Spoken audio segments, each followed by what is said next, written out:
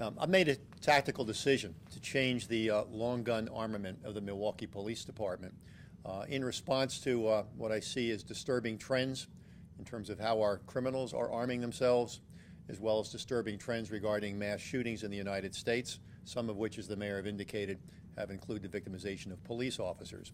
We have been thinking about this for quite some time. As a matter of fact, training is already underway. But in the interest of full engagement with the community, so no one think we're doing something secretly as we improve the armament of this police department, I'm sharing with the community through you today the reasons for this change, and we're doing this verbally as well as in terms of the display before you. The type of armament before you is military-grade armament. You are looking at military assault rifles that have been seized from the felon community of the city of Milwaukee. These weapons haven't been turned in. These weapons haven't been found. These weapons have been seized by our officers either in confrontations with suspects or pursuant to search warrants of drug houses and drug locations. It's clear, I think, it's obvious that our officers are facing an increasingly dangerous threat to their safety, as well as the safety to the community, as represented by these weapons. The prudent thing for us to do is respond. Now, clearly, the most important weapon at an officer's disposal is his or her good judgment, restraint, and training. Now, we work hard to see that our officers are given all three and exercise all three. That they train to the threat, they get active shooter training that allows them to have realistic training to properly prepare them for a combat situation. We do our best to hire people of good judgment, and we train them in how to use restraint, how to talk their way out of issues, how to deal with things nonviolently. But once we've done all of that, and once we've trained them, once we've hired them, once we've given them the appropriate support to do their job well, it's our moral obligation to give them the tools to defend themselves in the community. And so we are arming officers of good judgment and restraint and high caliber training in a way to allow them to better protect themselves in the community. Officers are going to carry what's known as a patrol rifle. It's made by Smith & Wesson. It's a .223 caliber weapon, semi-automatic, meaning each time you pull the trigger, a single round will be fired. I have with me the range officer, Sergeant Joe SEITZ, and Officer Ted Puente, who is a training officer at the Academy. The two of them can answer more detailed questions if you want once we're done here, but they have been actively involved in the training of our police officers and how to manipulate this weapon. There are other departments that carry it. We have reached out to the major city police departments community. I can tell you that Oakland, California, Phoenix, Arizona, the Las Vegas Metro Police Department, Columbus, Ohio, Chicago, El Paso, Miami, Cincinnati, San Jose, Minneapolis, and Denver are all either carrying these weapons or in the process of transitioning to the use of these weapons, again responding to the same threats and concerns that we are, which are high-grade military assault rifles being seized from criminals against a backdrop of mass shootings in this country, many of which have targeted police officers. Now, this change is about community safety. It's about officer safety. You should know this weapon is far more accurate than the shotgun we have historically carried. There is virtually no recoil, making it easier to aim and keep on target.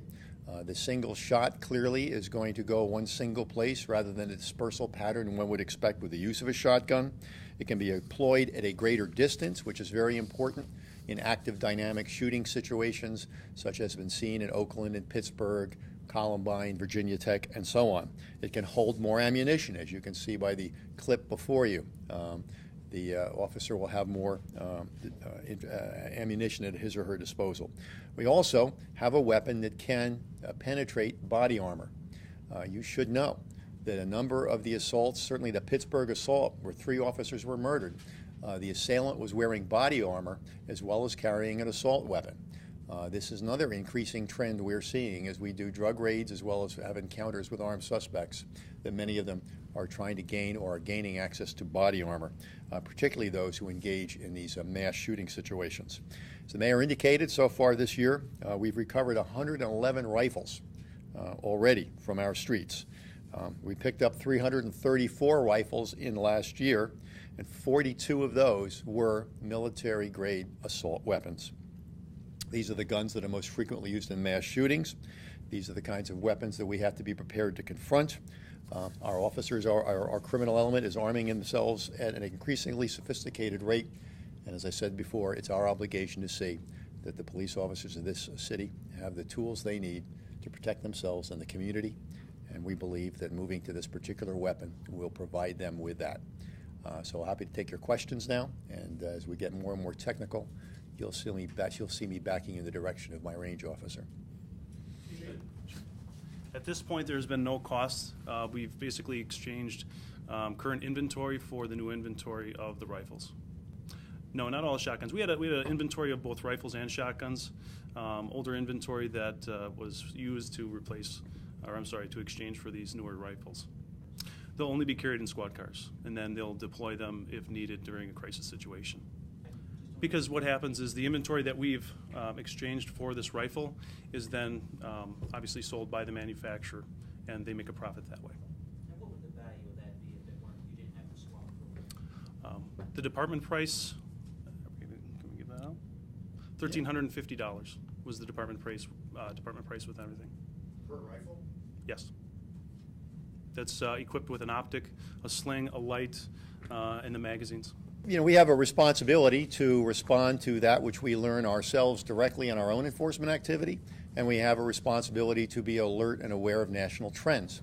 The national trends clearly in the last several years have involved numerous mass shootings perpetrated by individuals with semi-automatic weapons. We are also seeing reports from many cities. Many of my colleagues and the major city chiefs are confronting more and more military assault weapons in their drug raids or on their streets. I've had a number of conversations with John Timoney, the police chief in Miami, and they have they're even further along than we are in terms of what they're facing. The weapon of choice for their criminal community has become the AK-47, and it's been used many, many times. Their officers have been shot with it. They've engaged in shootouts with them. You know, they have moved to this weapon as a way to try to even the playing field somewhat, recognizing obviously that we don't want to put fully automatic weapons out there in our squads, but that we do have to provide our officers with a weapon that has better penetration power and a longer range. Again, this is a training issue. We absolutely believe that the judgment and restraint of our officers is critical and a major part of their training. These are not deployed or used lightly, but we cannot ignore national trends or await our first mass shooting. We have to be prepared for them, prepared prudently, prepared properly, and we believe that's what we're doing. We've selected the appropriate weapon, one that has been used elsewhere with success, that's a reliable weapon, that's the appropriate weapon for the kinds of threats we're facing, and we're engaged in the training to make sure that no one carries this weapon who has not been thoroughly trained in its use. So it's a prudent move. It's one we could have done without fanfare. But I do think it's important to communicate to the citizenry when we do a change like this what's motivated it. Well, I mean, I was at a situation just last summer when I was driving around and our officers had been shot at with an SKS assault rifle, and all they had in their hands were their .40 caliber pistols. Mercifully, none of them were hit, and we recovered yet another SKS assault rifle. So my sense is it's a matter of time. And to coin a cliche, I'd much rather have this deployed and never need it than need it and not have it deployed. I think, as I say, you do the Google searches, you know what's going on around the country. I can't pretend it's not going to happen here. And in light of the physical evidence before you, certainly the potential for it happening here is very strong. And it gets deployed frequently as a matter of course, because if we're going to a bank robbery in which it's been a weapon has been displayed, somebody is going to take out the shotgun as a backup weapon because it's got a longer range. But we recognize its limitations. One of the limitations is the dispersal pattern. This weapon has been in the armament of police departments for 50 years. And although they are of a higher quality than they were 50 years ago, the fact is it's essentially a dispersal weapon. You fire it, the further you are from the target, the more the buckshot spreads.